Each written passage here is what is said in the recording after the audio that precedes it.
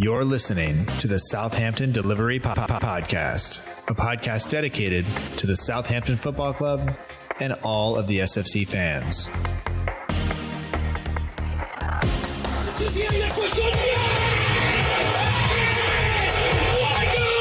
If you want to have guarantees, you have to buy a washing machine. Fonte with a scooping header. We don't lose a match, either we win or we learn. And today we learned.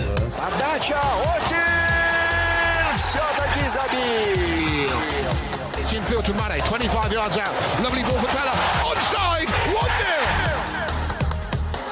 Blue fast shot. Oh my word. Unbelievable. We ran around the pitch like Bambi on ice. It was very, very embarrassing to watch. And now, your host, Matt Markstone. Hello and welcome to another episode of the Southampton Delivery Podcast, a podcast and newsletter dedicated to the Southampton Football Club and all of the SFC fans, and available right here on southamptondelivery.com. My name is Matt Markstone. I am the host of the show, and no matter where you are, no matter how you may be listening, whether this is your first time or you've been here before, thanks for making the show part of your day. I hope that you enjoy it, and I hope that you enjoyed your Easter, even though it was probably different than you had planned. It's probably different than those you've had in the past. And I hope also that it's the last one that's like this. Like we can go back to just having normal type family celebrations and normal type holidays and things in the near future. But of course, we're all doing what we can to help limit the spread of this and get it over with as quickly as possible. And I think most of us are in places where the numbers are still growing. That's definitely happening here in the United States where I am. And it's very real. It's a very real thing. So I hope that you're all kind of keeping well over that. And I don't really know what else to say. It's tough to go from global pandemic and people dying to talking about a podcast like it's actually important. But in times like this, if this is something that you were looking to, I guess, to kind of give you an escape, I hope it does.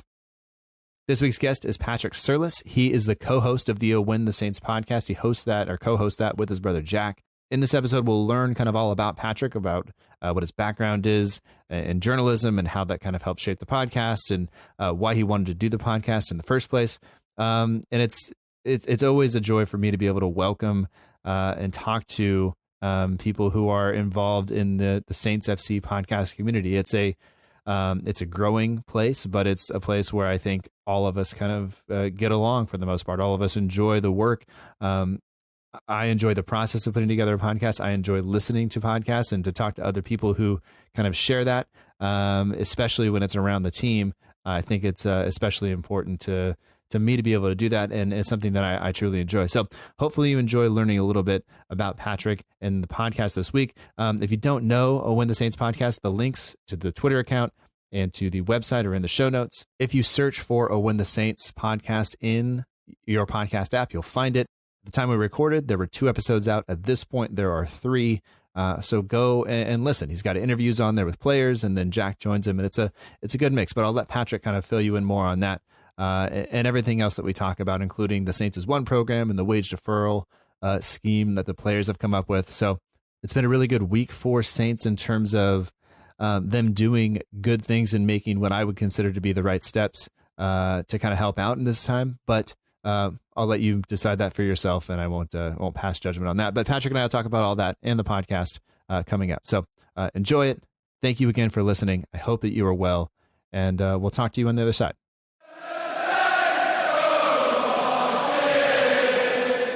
I'd like to welcome to the Southampton Delivery Podcast, Patrick Surlis. He's the host or co-host, I don't know how you want me to say that, of the Win the Saints podcast. You can find them wherever you listen to podcasts and also on Twitter at OWT Saints Pod. Patrick, welcome to the show, and thanks for taking the time to join me. Thanks very much for having me. Good to be here. Co-host is fine, by the way. Okay. All right. So, I mean, you are the co-host of the show, and we'll talk a little bit about that. And but there's other questions I have for you, being someone who, if people hear your accent, you're obviously from the UK, but you now, they probably don't know this or may not know this yet, that you live in the United States. But just welcome to the United States, and welcome to a global pandemic. Thank you very much. Yeah, I've been in the US since December.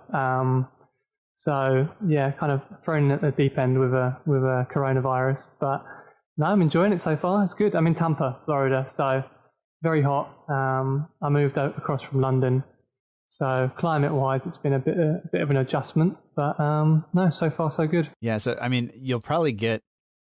I mean, I think Florida gets plenty of rain. It just comes in and is very kind of still hot and humid when it rains. And my experience in London is that's not the case. It's cold and windy and nasty when it rains. Yeah, I think it's drizzle in London, and then it's like torrential thunderstorms in Tampa. Yeah. So it's been the last week has been very, very humid as well. So it's kind of an acclimation process. Yeah. Well, I mean, when sports do come back, you'll have plenty to choose from in the Tampa area.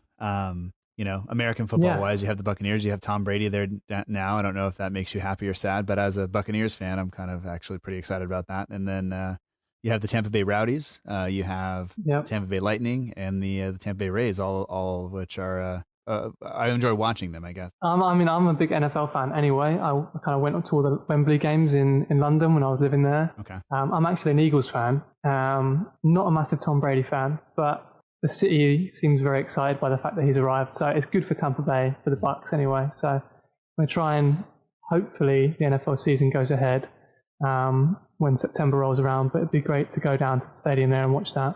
And yeah, weirdly, the Lightning seem to be the big attraction here. Yeah.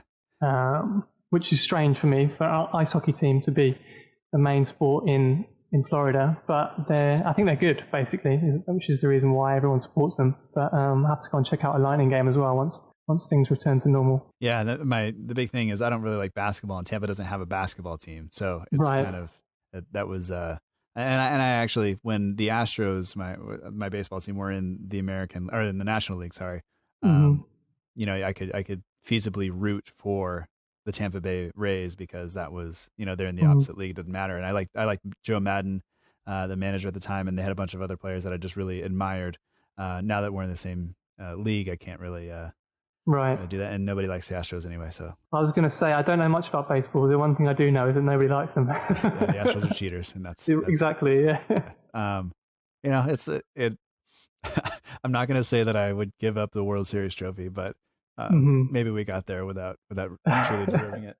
Well, one of the things about Tampa I've quite enjoyed actually before the coronavirus stuff all kind of kicked off was going to the spring training games, which is I've never followed baseball at all before I moved here. But the spring training was really fun, which is kind of where I picked up the whole Astros last year cheating. Yeah. Well, so you got to get out to a couple of them then? Did you get to see did any of the games stick out? I mean, they're kind of different from like an actual baseball game, but they're fun. It was good. It seemed like kind of like we went to one in Bradenton, which is like an hour south of Tampa, and it was the Detroit Tigers against the Pittsburgh Pirates. Again, those teams mean very little to me, but it was fun. It was like a nice little old stadium, kind of held more than about 10,000 fans, but it was good. It was just like classic America, basically. Hot dog stands, beer, baseball. The weather was decent. It was just fun. Yeah. It's like warm weather training for baseball teams, Yeah, it was great. Yeah, it was great. Unfortunately, it got cut short. I mean, so you're in Tampa now, but you grew up. Did you grow up in Southampton? Did you grow up in London, or where did life start for you? So I'm originally from West Sussex, Horsham. That's kind of where I went to school. I lived in America for 3 years. When I was 11 to 14, my dad's job moved to just outside Philadelphia. Okay. So we lived in Allentown, Pennsylvania for 3 years, and then I moved back to Horsham, and then I went to university in Birmingham, and then graduated in 2011, and then I was in London basically for 8 years, and then now in Tampa. So my dad's from Southampton originally. That's why. I mean, I've got two brothers. Jack, who's the co-host on the podcast with me, we're all big Southampton fans, and it's my dad's fault basically. Okay. He grew up in Southampton. And then what? You had other choices. Like there was no other kind of chance to branch out from Saints. It was just always going to be Saints. I mean, I think when we were very young, we dabbled with other teams, as you do when you're like 6 years old. You can tend to be a little bit of a glory hunter. Yeah. But no, I mean, we all returned to Southampton. There's not a huge amount of choice like in West Sussex. It's kind of like Brighton is down there. Crystal Palace is a South London team. Mm-hmm. When we were growing up, Bournemouth were well down the league, so they weren't even really on the radar. And yeah, my dad, he kind of grew up in Southampton and was a big fan, used to go to the games a lot, and he'd just take us basically. So yeah, always been Saints. Good memories then of going down to with the team and with your dad to see the team play? Absolutely, yeah. I mean, I'm trying to think of what my first game would be. I do remember going to see, one of my first memories is going to see us play at Selhurst Park, but I think Wimbledon were playing, like, using Palace's ground, and we went to go and see Wimbledon Saints. I also remember going to see us play Fulham one year, but that was when I was really, really young. And then kind of more recently, living in London, me and Jack and Tom actually would try and go to as many away games as possible. Mm-hmm. Just being in London, it's easy to get around. So, and my dad's a season ticket holder now. So whenever we get down to St Mary's, we will always go and see him. He's got a nice seat near the dugout, so he gets the gossip from the dugout. Oh, nice.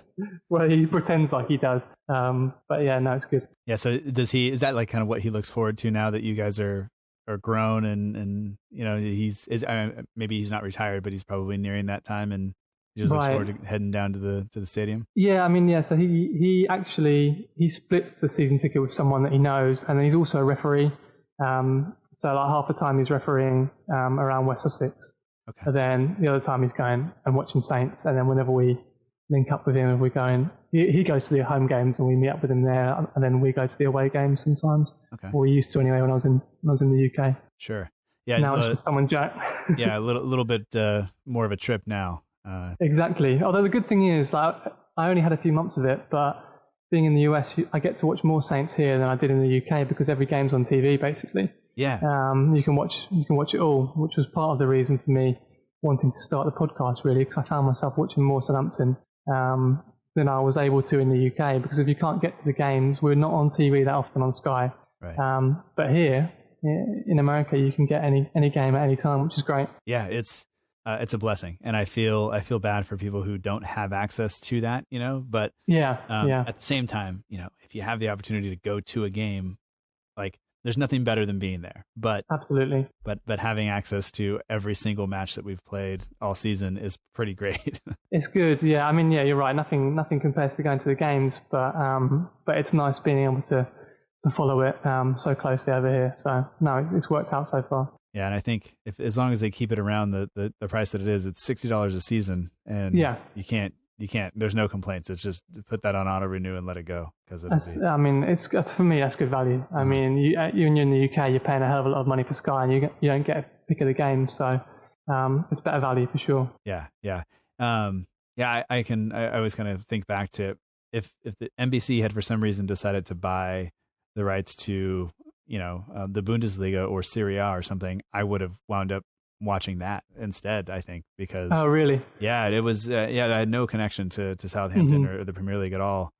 It was what was available when my son decided this is the sport we're going to focus on, and so and then from there I went on this, you know, very long journey of deciding what team I was going to support and falling in love with Southampton. But I'm glad I'm not watching Serie A at this point, you know. Right. Yeah, no, it's worked out.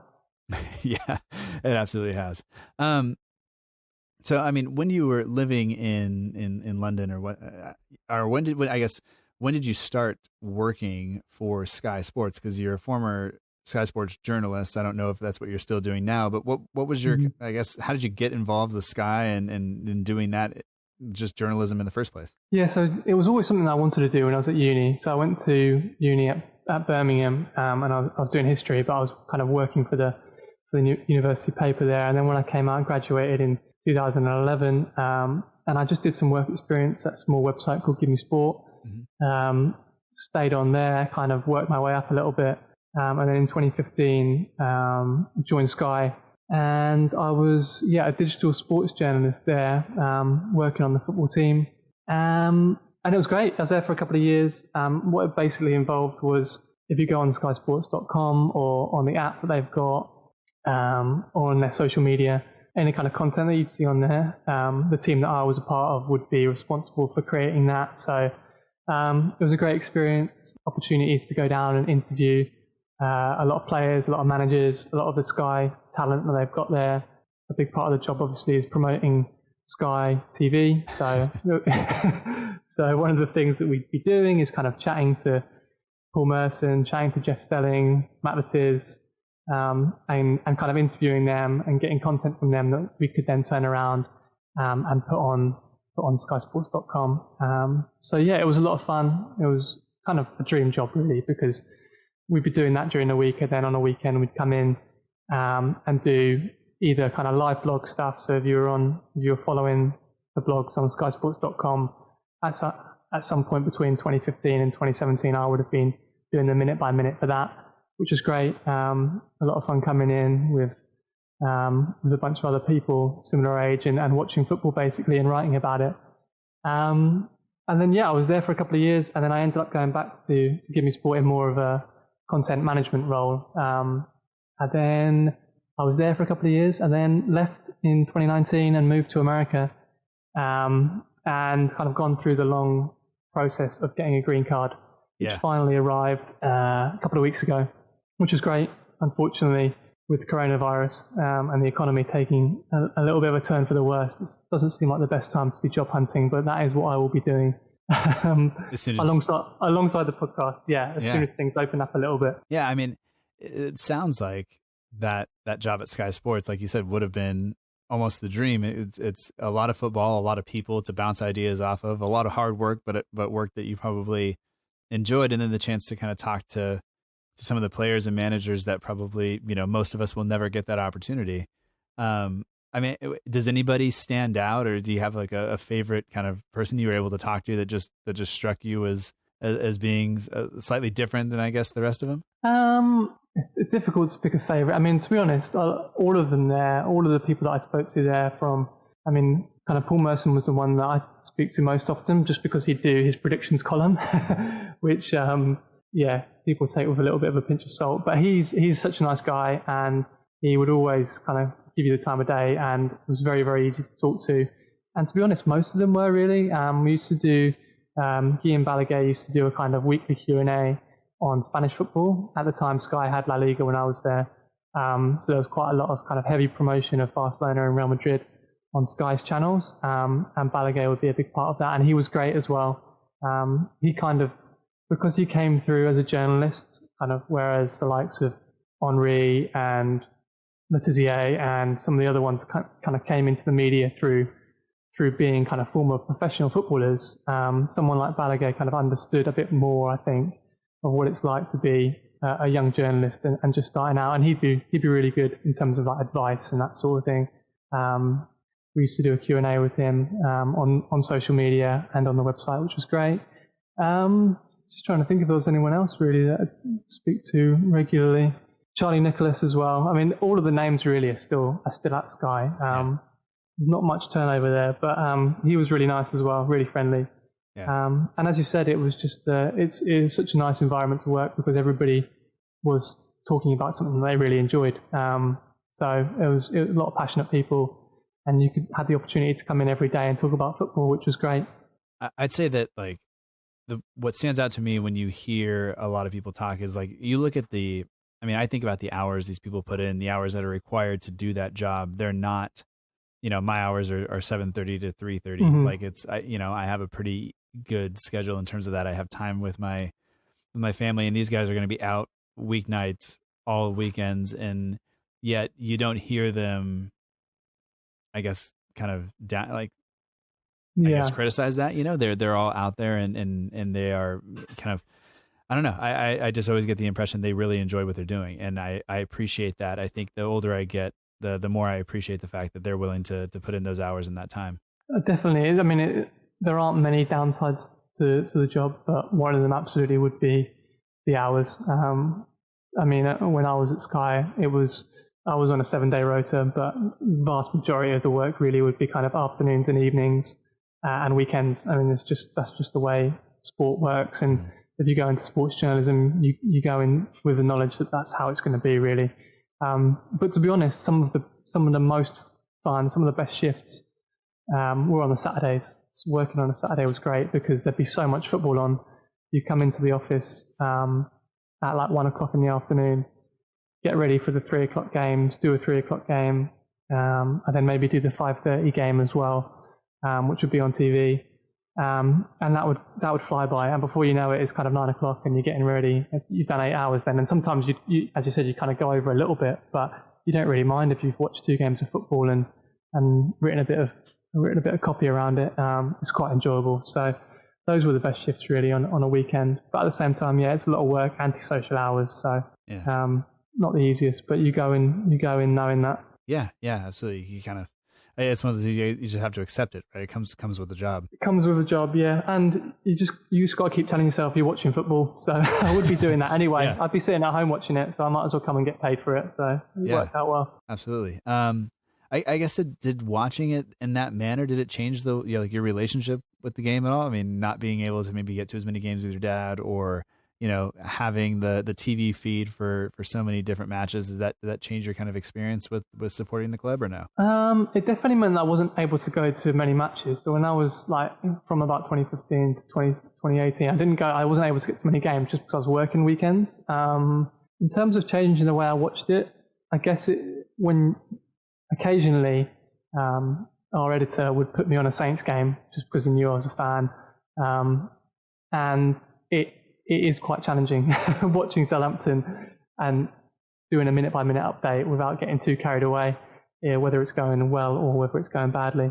But you just kind of detach yourself a little bit from it, and when things are going well, it's great. When things are going badly, it's a little bit more difficult. But I think that the more difficult thing was when I'd be doing a game sat next to somebody that was doing Southampton, and I don't know, but people to watch Matt Le Tissier when he's on Soccer Saturday, and he spends most of the time watching the Southampton screen when his game is kind of Newcastle v Watford, and that's exactly what I was doing. I wouldn't be watching my game, I'd be watching Southampton, so that was tricky. But no, it was good. It was fun. Yeah. Man, I couldn't imagine doing, because I sometimes, I have friends who are Arsenal supporters or whatever, and we watch the Arsenal game or whatever, and then I'll watch the Saints game later, and I hate it, because I'm just like, at this point, I'd rather sit at home by myself and watch Saints than go somewhere else and socially watch another team. I just want to watch Southampton. Well, I find it difficult to watch Southampton out in a pub or watching it with friends anyway, just because I get so into it that I just prefer to watch it on my own. Yeah. As weird as that sounds, but I don't mind watching other games socially when I don't have a stake in it. But when it's Saints, I prefer just to watch it on my own. Yeah. I think for me, one of the things that I notice is I am very happy with the time slot that we have here. The 7 a.m. kickoff on the West Coast is pretty nice, because it means that really kids aren't up. My wife works a different schedule, so she's usually not awake. And I have kind of the 2 hours from 7 a.m. to 9 a.m. to just focus on the game. I take some notes. You'll find probably that as games start to go and you're going to talk about it, you'll want to write some things down or whatever. And it's just way easier to do when you are at home. If I'm out watching it somewhere socially, that means I have to go home and write those things down or rewatch it, and it never works out. I've never paid quite as much attention that way, and then it turns into a real mess. Right. Long-time listeners will know. So, but I mean, I guess now that you're here, you seem to be enjoying the viewing experience that you had for the short while that you were able to actually watch it. But I guess, are we okay to talk about what prompted the move over here in terms of choosing to come to the UK, the big climate switch, of course. Things, but what prompted the move? So my wife is American. We've been living in the UK for about 3 years. We met in the US, and she moved over to the UK. And we were living in London. And then last year we got married, and we were kind of just having to think, really, where do we want to settle down, US or UK? And the US won out. So she works for a commercial real estate company that are kind of based all around the world, and they were quite flexible with her working in London or returning to the US. And they just happened to have an opening in Florida. So it was kind of, there was a few options for us to choose from between kind of Texas was one, I think, Florida was one, Chicago was another place where they've got an office. But we settled on Florida. So then I left Gimme Sport at the end of 2019 and kind of started the green card process then. So she went straight into her job really properly at the start of 2020. And I've kind of been sitting tight and twiddling my thumbs a little bit, which is part of the reason why I wanted to start a podcast, just to keep myself busy and productive. But yeah, with the green card arriving 2 weeks ago, I'll be looking starting the job hunt again, and more than likely staying in journalism, not necessarily sport. That's what I did in the UK. But as far as opportunities in Florida for kind of sports journalists, my early research into the jobs market is not quite the same as London. So I think I'll probably broaden my search a little bit and maybe go into news or something similar. I mean, my background is digital media. It just so happens that I've worked for sports companies. So that's where I am at the moment. But yeah, and that's how we ended in Florida, basically. Yeah, well, I mean, I hope the job search goes well once you can actually do it. It's like, it's kind of, I feel bad because had you gotten in just a few months before and kind of gotten into a job, you can do part of that job from home, in terms of digital media stuff. You still do have to talk to people, and that can be difficult, but it's just awful timing. Yeah, I mean, we're in a lucky place. It's not too bad, honestly. Yeah, my wife's job is fine as far as the pandemic goes, and she's really busy. Yeah. And it's just a case of me keeping myself busy. Yeah. And holding myself over until I find something permanent. Yeah. Well, I know real estate people still have to work. When the stock market and the interest rates went down, we refinanced our house immediately. And I was kind of patting myself on the back, and then I felt really bad because I'm watching just the world melt down as I'm rejoicing over right money saved. But anyway, that's that. But I guess let's talk about the show, because that's kind of what clued me in. Your first couple of episodes, I don't want to spoil it, but they're out, and you've gotten some people on the show that I think a lot of Saints fans would like to hear about. But why don't you just tell me a little bit about kind of what the show is? It's called Oh Win the Saints. But I mean, just tell me, I guess, a little bit about the format and who's doing it. You and your brother are doing it, but like just what people can expect. Yeah, sure. I mean, so I'd been involved in a couple of podcasts kind of behind the scenes when I was at Sky and Give Me Sport. And it always something that interests me. And yeah, I mean, it's me and Jack, who's my younger brother. And the format basically is what we wanted to do was kind of have an opportunity for us to talk Saints, but then our goal really is to speak to somebody with a link to Southampton each week. And so far, yeah, we've spoken. The first episode that we launched with was a chat with Steve DeRidder, which was great, catching up with him. I've got great memories of that championship team. It was probably when I was going to games the most, was around that kind of 2011, 12, and then 12, 13 season. Okay. So Steve DeRidder was someone that was kind of like a super sub around that time, and it was a lot of fun speaking to him about his role in the team, the goal that he scored against Reading, which I was at that game and was amazing. And then episode 2, we spoke to Jos Højveld, which he was great as well. That's such a nice guy. And yeah, again, spoke about the Championship's promotion season, a bit about what he's up to now.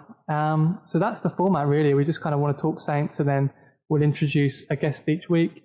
Not necessarily a player or a former player. We're kind of going to try and reach out to whether it's coaches, whether it's other fans or journalists. From my time at Sky, I try and tap into some of the contacts there that I made from Sky, and maybe get some former, current journalists on as well, just to kind of broaden it out from just Southampton. But yeah, so far so good, enjoying it.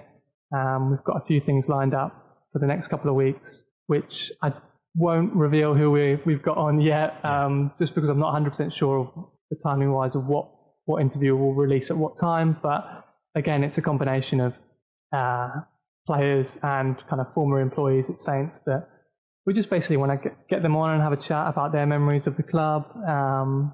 Quite fortunate in the sense that from the kind of League One promotion season onwards, Southampton had a good few years of real progression and great success. And there's some great people out there that have either still at Southampton or have gone on to other roles in football that are only too happy to talk about that sort of era at Saints. So far it's been great. It's been a pleasure speaking to those guys, and yeah, the plan is for us to publish a new episode every Monday morning. So I'm producing it from the US and then publishing it at 6:30 a.m. every Monday morning. So that's when you can find it. All right. Is that Eastern time or? That's UK time. Okay. That's UK time. So I thought, we do the interviews. We'll try and do the interviews in the week prior, and then me and Jack will have a chat, talk about whatever the kind of latest news is around Southampton. Will be a little bit easier when the games start again. But then we produce it and kind of get it all lined up on Sunday night, and then publish it Monday morning, 6:30 UK time. Yeah, ready for the commute. Exactly, ready for the commute. Yeah. So it's been good so far. It's been enjoyable. Steve and Jos were great to talk to, and it's just fun, like reminiscing about that team. Really, it was such a great season. Really enjoyed it. Well, good, man. I'm glad. I've enjoyed the first 2 episodes. I told you before, and I think people probably know, like, I really like podcasts. Like, I enjoy listening to them. So the fact that I have another one to listen to, and it's interviews that with people that are just before my time in terms of watching the team, but that are talked about enough and come up enough on Saints Twitter and things like that they're there, and so it's nice to hear about them. I just hope that you continue to find success in getting people to come on the show. And hopefully, part of what I was going to ask you is, do you feel like your time at Sky in terms of doing that stuff kind of helped prep you for getting, either convincing people to come on the show, or just, kind of setting those things up and making guests feel comfortable and getting them to say kind of the things you want them to say, even though that's not really kind of what you're doing?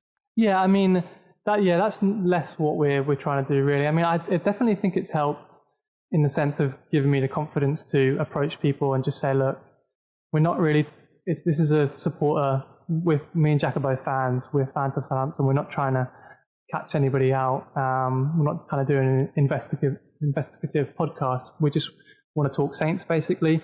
And kind of the skills that I've got from Sky and from Give Me Sport have just basically given me the confidence to go and approach those people and say, look, this is the sort of things we want to talk about with you, and this is how we can do it. And so far the reception has been really good. I think it will be a challenge as time progresses to continue getting people on every week. But I mean, so far it's been good, and we've got lots of ideas for people that we want to speak to as time goes on. So yeah, I think it's definitely helped me for sure. And just in terms of the preparation side of things for a podcast, I think you'll know this, but for people that may not know, is just that the amount of time and the amount of research required is massive when you're kind of setting up a podcast and when you've got guests on. And that kind of interview side of things is something that I really enjoyed when I was at Sky, and kind of digging into the research and thinking about the sorts of questions that would be interesting for people to listen to. So I think that's definitely helped me. It's something that when you really enjoy doing it, you don't really mind setting aside a couple of hours of your free time to think of questions for Jos to answer the next day, because it's just fun. So yeah, on that side of things, it's been a definite help. Yeah, and I mean, you kind of think about, have they already answered this question before, and are you going to get, you don't want to ask the question that gets you just the soundbite answer that they're kind of it's almost just like a ritual for them to fall into. You got to come up with something, and I have zero journalistic training, but I have tried to listen to people who are journalists and kind of take what they've said about going to do interviews and things like that. And so it's I think it's nice to have somebody who's skilled at that and getting I guess down to the heart of what we all kind of want to know as Saints fans. And it seems like your conversations with the two on the 2 episodes you've had so far have been good. It seems like you've really enjoyed them, that they've really enjoyed them, and sometimes that's not always the case when you get footballers who are on, they're giving up their time, and you only have so much time, and I think you're making good use of it. I guess is what I'm trying to say. Yeah, I mean, the approach that me and Jack want to take really is to be quite casual in our conversations with people that we get on. We kind of want it to be quite relaxed and laid back, and so far we've been quite fortunate. I mean, Jos, for people that have seen him in interviews before, his personality he's a good laugh anyway, and he has a lot of fun, which is great. So it's easy when you're kind of talking about good times for Southampton, because Jos and Steve have amazing memories of those teams and being part of like really tight-knit groups of players that really got on, and that's something that really comes across when you speak to them. And it's what me and Jack kind of want to try and get out when we speak to these people is kind of a little bit of a glimpse inside what it was like in the dressing room for players like Jos and Steve, whether they're playing under Adkins or Pochettino, or just a little bit more of a kind of behind the scenes look, rather than necessarily going through some of the questions that you might have heard them answer elsewhere on kind of toughest opponent or favourite goal or that sort of thing. Like those questions are good, and we will ask those as well. But I'm kind of more interested in what it was like from a day-to-day perspective, being a Saints player when kind of things are going well and things are going less well. So so far it's worked out. But that's the kind of approach that we're trying to take. Well, a couple of years down the line, when you get Pellegrino on, right, I want to know what some of those players have to say about that. That might be a bit trickier to get some good stories out of that. But yeah. I mean, Ben, John, and I, the hosts of the Total Saints podcast and the Saints FC podcast, we would joke privately on Twitter, on messages and stuff, about the fact that we all started our shows and the team just tanked, and it's been just nothing but kind of a rough patch in terms of what we've done. So it's I think I can in the same vein. We launched. I started tweeting about us launching. We lost 1-0. No, we lost 3-1 to West Ham. We lost 1-0 to Newcastle. And then the whole season stopped. So timing wise, not the best. Yeah, it's almost like I bet you if we stop doing podcasts, we'll win the league or something. But maybe. You know what? You may have done us the biggest favor ever, because you potentially prevent Liverpool from winning the league, which that might be. Oh my God, that would be amazing. That is, yeah. It's taking one for the team. I think that's a professional red card from you. I like it. Oh, that would be so good. I mean, that's one of the few positives that have come out of this. And I'm not someone that bashes Liverpool just for the sake of it, although I do that as well. One of my good friends is a massive Liverpool fan, and I take a huge amount of pleasure from the fact that he thought he was so close to kind of ending however many 30 years of not being a league winner, and then to get so close, it's very, very enjoyable. Yeah. You can't count things until they're official, until it's on the club website. It hasn't happened. Yeah. I guess I did want to ask you. I mean, what has the coronavirus been kind of the most damaging thing or most challenging thing for you, or was there anything else in terms of starting the show? You said you were kind of involved behind the scenes before. Has there been maybe a challenge that being on mic and kind of doing that side of it has been different, or what's been the challenging thing for you? Yeah, I mean, being on mic was one of the things, and me and Jack did some kind of practice stuff just to kind of get more comfortable with it. I'd say as far as the coronavirus stuff goes, trying to look on the positive side in the sense that it's given me a little bit more time to think about the people that we'd want to get on, and a little bit more time to just take a step back and plan a little bit better than I would have done, because we were planning to kind of jump straight into it after the international break, kind of ahead of the Watford game. Mm-hmm. And while we still did launch then with our first episode with Steve, it was more of a, because obviously there was no games going on, it was more of so far we're just having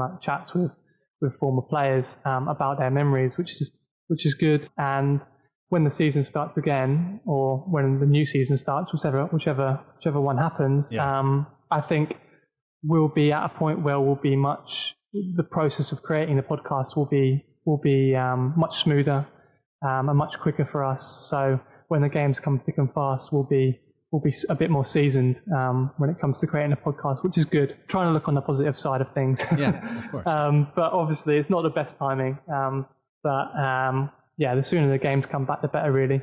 Yeah, I'm all for it. I was kind of looking around at our response here in California and around the United States versus the response in England and the UK were slightly different, and so we were looking like we were going to be off school for a time, and then it looked like things were still going to go ahead in England, and I was like, well, at this point, I'm going to have all this time off. I'm still working from home, but off, and football is going to be on Champions League games. I'm going to buy the subscriptions to the Champions League. I'm just going to have football on all the time. It's going to be great. And then all of a sudden just everything stops. So I know. Yeah. I will admit to the fact that I watched a simulated baseball game the other day because they had actual announcers on. I'm not proud of that moment, but it happened. I had it on the whole game. So Astros lost, by the way. I haven't quite done that yet. I mean, there's a lot of like Saints are doing these FIFA games that I haven't brought myself to watch that yet. Not particularly. I haven't played FIFA for a long time, but some of the stuff that I have liked is the Saints Rewind stuff that they've been doing has been really good. Yeah, just like so desperate for any kind of football that yesterday I watched the FA put up on their YouTube Germany, England, the 5-1 game, and I was like, you know what, I am actually going to watch this because I haven't watched football for so long. Yeah, it was just like the full 90 minutes, and it was really nice. So yeah, more of that, please. Yeah, my searching on YouTube has shown me that there's a lot of games on YouTube where Saints lose because it's other teams putting them up, and it's like, well, it's not my favorite, but no, it's still football, and some of it's good football, and some of it's not. My FIFA is basically my daughter and I are playing a season. Okay. She chose Wolves. We're in the relegation zone, and it's okay. We're apparently playing with the 3-4-3 or the 3-5-2 is more difficult than it looks when you're trying to play with a 9-year-old. But that's it. So, I mean, what's the easiest way for people to find the show? Is it you're on Twitter, right? At OWT Saints Pod. Where else? I mean, the show kind of shows up all over wherever kind of people listen, but is there a specific phrase to search for to make it easier to find? So, I mean, to be honest, the easiest place to go at the moment is to go to our Twitter. So yeah, as you said, at OWT Saints Pod. If you're on Spotify, on all of the kind of Spotify, Apple, all of the kind of third-party podcast apps, we're on there as well. The best thing to do is to search "I Win the Saints," kind of all spelled out, and we pop up then. So whether it's Stitcher, Radio Public, Google Podcasts, if you type in "I Win the Saints," you'll find us there. Otherwise, come to our Twitter page. Yeah. All right. We now have we're covering the gamut of podcasts in terms of what Saints are doing. Everything from the club's official site to a number of fan shows, and it's a lot of fun. Like I can say that if you haven't talked to any of the other guys yet, you're joining. I would say a very fun, very encouraging kind of community of people who really enjoy talking about the club and sharing time with one another and doing this. So welcome, and I hope you enjoy it. Thank you. No, thanks for having me. Yeah, no, I'm looking forward to it. Yeah, honestly, it's, so far the welcome has been great. So. To chatting with you and to chatting with some of the other guys as well.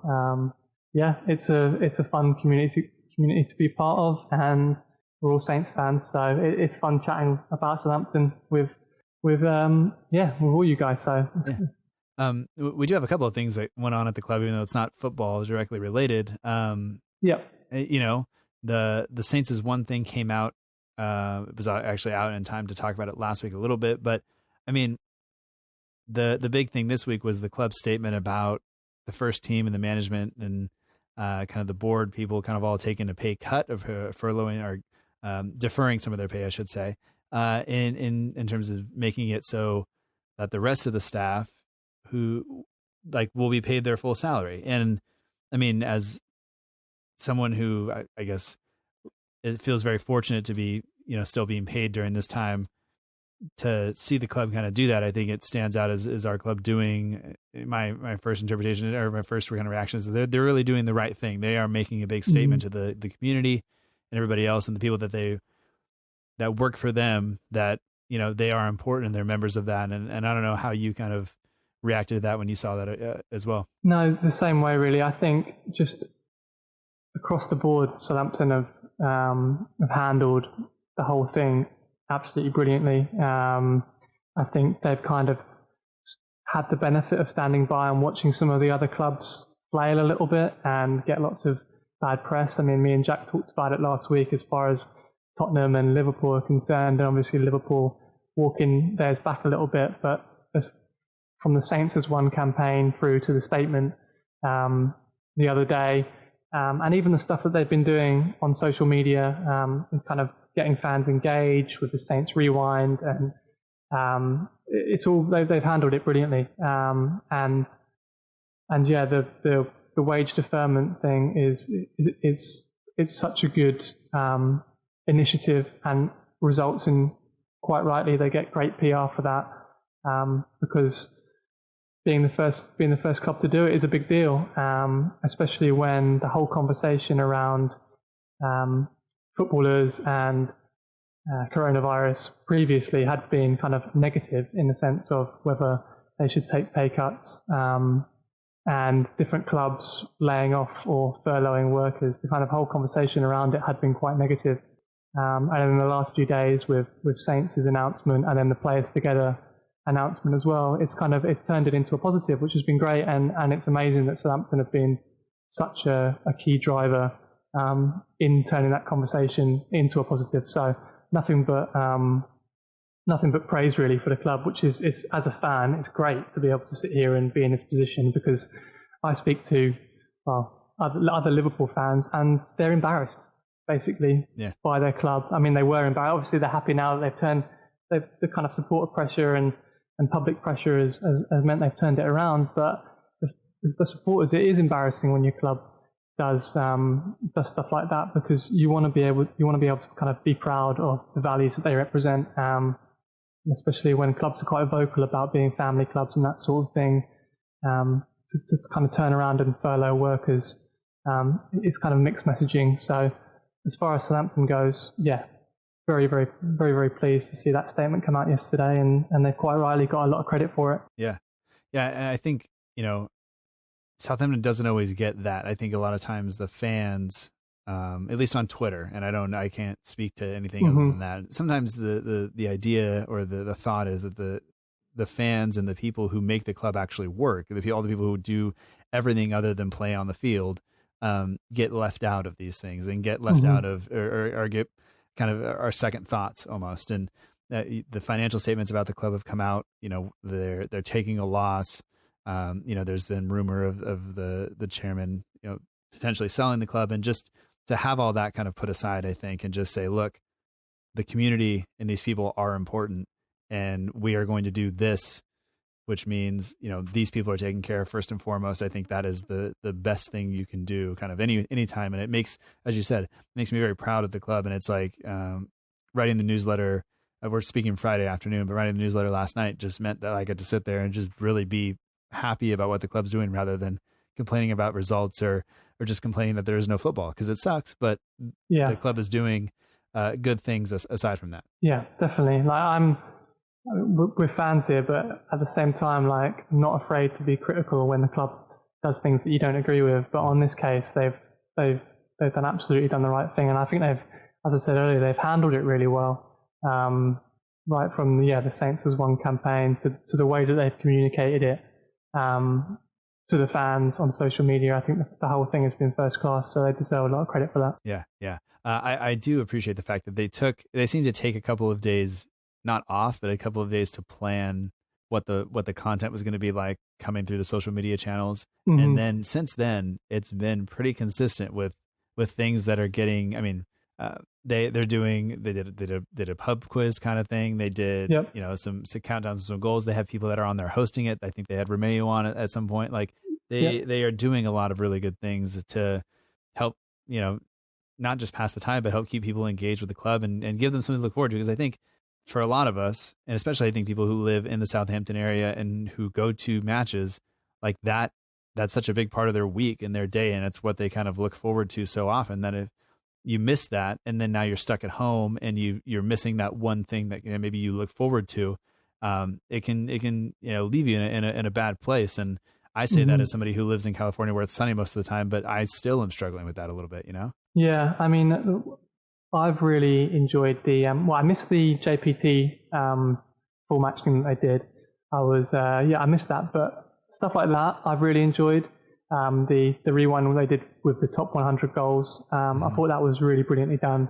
And yeah, I mean, as we discussed earlier, kind of so starved of football, I'd love to see them do more kind of 90-minute match rewinds, because they're picking some good games. It's great to watch. It's great memories, and it's just fun to watch a full match again. Yeah. So yeah, if they're listening, can we get some more 90-minute Southampton rewinds? Because that would be great. I'll just say I don't think they're not listening. You never know. I've been doing this long enough. I've tried to say certain things to get people to know. Nobody's ever said anything, so maybe not. But next time, maybe not. Maybe they'll know. Maybe they will. Who knows? They may be looking for things to do as well. Right. Yeah. But we do have a listener question here, and one of the things that I was kind of thinking about is as a school teacher, the football season kind of runs the same time frame as the school year. So I could travel at Christmas, I can travel at spring break, which is now, but really that means that, we're not going to leave during Christmas because we have family and all that other stuff. And spring break is normally a time where we just go camping. But, for me, if there was football over the summer, this would be, I have time off. I actually had a plane ticket to Chicago for the Saints kind of get together that was supposed to happen around the Watford game. So Yeah. I now have a credit, and I'm thinking in my head, like secretly, like if football goes over the summer, like you mentioned spring training, there are very few things better than warm weather, evening kind of football or baseball or whatever it is. And just, that idea that we could potentially have that in England over the summer, and I could potentially go and squeeze in 3 games in a week and a half. It's pretty exciting to me. But the question comes here from Kevin McGee, who's one of the patrons. He says, football on summer nights or cancel the season so Liverpool do not win the league. What would you choose? That is a tricky one. I mean, I think ultimately I would like the season to be finished at this point. Even as much joy as I would take from Liverpool not winning the league, and as funny as that would be, I think ultimately, I think the FA and the Premier League have got about until, I'd say, the end of May really to kind of put a plan together to play through the summer. I wouldn't necessarily try and interrupt next season. I know there's lots of different discussions about whether next season could be pushed back and whether you could do away with certain competitions to make the calendar work. And you've obviously got international breaks in there that could be condensed a little bit to push the start of next season back and still fit it in before Euros next summer. But from my point of view, I'd rather them either play through the summer and condense it all and finish the season, or get to early June and just say, okay, we're going to call it now and we're going to start the season again in August or September or whenever it's safe to do so. So I appreciate it's a little bit of from my personal point of view, I think try and finish the season. Leave it as long as possible to try and finish the season. But there comes a point when you just got to call it and start again next season. Yeah. What are your thoughts on that question? Well, I mean, selfishly, I really want to see football, right? Like, yeah, exactly. Yeah. I kind of feel like Liverpool's going to wind up with a title either way. Like, I don't know. I have a really hard time imagining they're just going to say the whole season is null and void, right? Like, I think that happened back, World War II times, but I don't know that has really happened since then. And I don't know kind of what the protocol is for that. I'd like to see football go again. And as you said, like, there is at some point a time when they just have to say, look, next season's got to go ahead. This season, in terms of broadcasting revenue and everything else, is already a disaster. So they're gonna have to make a decision at some point. And I'm kind of one of these people who I'll wait and see and realize that there is no perfect answer and everybody's going to be upset no matter kind of what happens. So I'll try not to be that guy. But it's I would really like to not see Liverpool win the title. And I say that having friends who support Liverpool. And it's not just to rub it in their face. It's just, I want all the books to still be true. Then they write about how many years it's been since they've won it. I still want those to hold true. Just makes it easier for everybody. But exactly, yeah, agreed. And honestly, if Southampton, if I can't go to England and see Southampton play this summer, there are teams around me. It's granted a couple hours drive or whatever, but we'll find football at some point to watch on a summer night. And I'd say last year we went to Fresno and watched the second division in the U.S. play, and it was like 103 degrees at kickoff, and it was 7:30 at night. It doesn't need to be that warm, but I'll take warm weather in football. So I think we just need football back, basically. Yeah. I was sitting down last night, kind of scrolling through Twitter as you do, and I follow Adam Schefter, who's like an NFL reporter, and you'll be familiar with him, but I guess for people in the UK that might not be familiar with him. And he tweeted something about an official in California. I think it was Santa Clara. I'm not sure where that is in relation to where you are, but saying that he doesn't think there'll be any sport until Thanksgiving at the earliest. And I just read that and I was like, oh man, it just depressed me so much. I was like, that cannot be. That cannot be. Yeah. Like in my head, I'm holding out for like June. Yeah.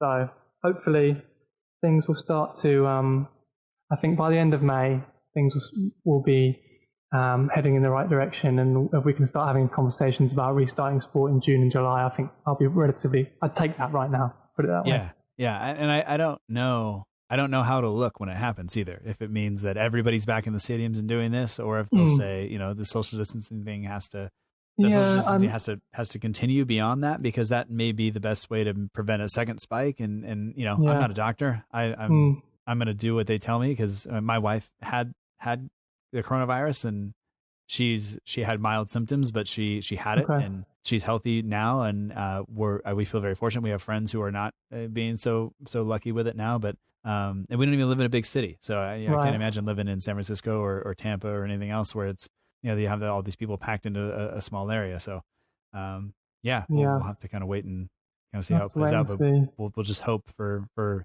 safety and everything else, and then also getting our lives back together. Yeah. On the one positive side, I mean, I know I've just said that about Thanksgiving, but on the positive side, I did see an article in the New York Times saying that Bundesliga are planning to come back in May, or they're putting plans in place to come back in May, and some teams like Bayern Munich had just started to return to training, like not full-on training, but had started to get the players back in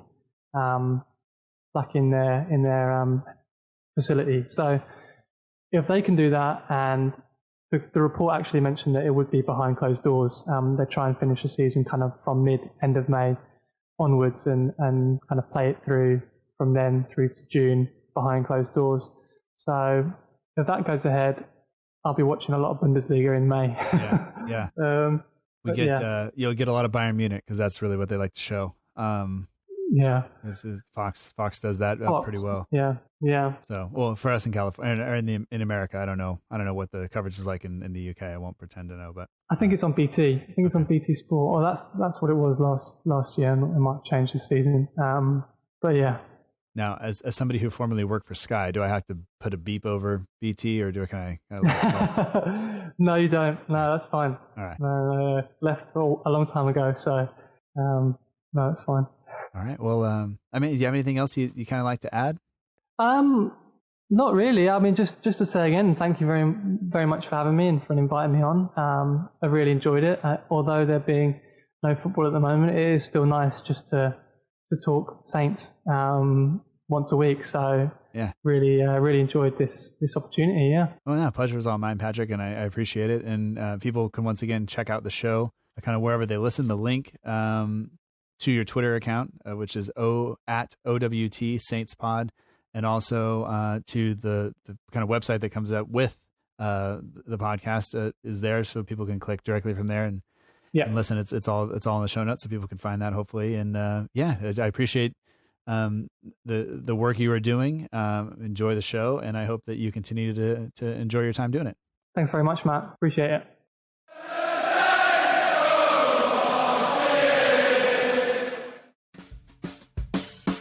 And that does it for this week's episode of the Southampton Delivery Podcast. Thank you so much for joining us. I hope that you've enjoyed it. Special thanks this week goes out to Patrick Surlis. He is the co-host of the When the Saints podcast. He hosts that along with his brother Jack. The first 3 episodes are out now, so if you haven't listened already, you should. At this point, it's all players around the 2011-2012 season that are on the show, but there will be more to come, as Patrick said, in the show. So enjoy it if it sounds like something you would enjoy. If you want to follow them on Twitter, you can do that. It's at OWTSaintsPod. The links are in the show notes, as well as the link to the show website. If you also just search for it in your podcast app, Oh When the Saints Pod or Oh When the Saints, it should come up. Just look for the one that looks like a soccer ball at a church service, and it'll be there. If you want to follow this show while you're on social media, you can do that. We are at SFCDELL_IVERY on both Twitter and Instagram. We're also on Facebook at facebook.com/SFC Delivery. There was no underscore in the Facebook address. If you want to skip all of that and just go straight to the show website, you can do that, southamptondelivery.com. There you can find links to all the social media stuff, all the shows, and also you can sign up for the newsletter that comes out each and every Friday. The partners of the show truly make it great. The Southampton page on Twitter and Instagram to keep you up to date with everything going on with the team. You can find them at Southampton page on Twitter and at Southampton page 1 on Instagram. Matt Beeling of the We Are Southampton page on Instagram does the logo for the show, so special thanks to Matt. He's great, as is the logo for the show, as is the team we support, as shown by what they did this week. So anyway. Also, all music comes courtesy of the Free Music Archive at freemusicarchive.org. The intro song is Epic Song by Boxcat Games, and the end of show credits that you're listening to right now is Aim is True by Boddington Bear. That does it for this week. I hope that you are safe and well, and I look forward to talking to you again next week. We'll be back, but until then, remember, together, we'll march on.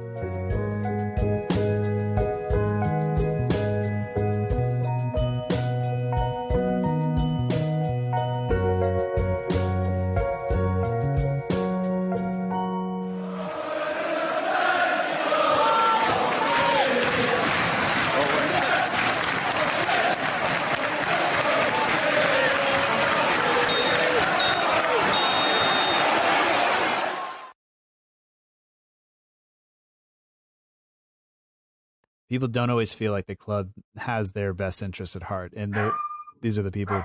There's the dog. We're eventually going to get another one of those, which I am not happy with. I think there's a small dog bark that is just annoying because you have to cut it out. I think that one's good enough. I probably just get to leave that in. You leave that one in? Okay. Yeah. Jesus.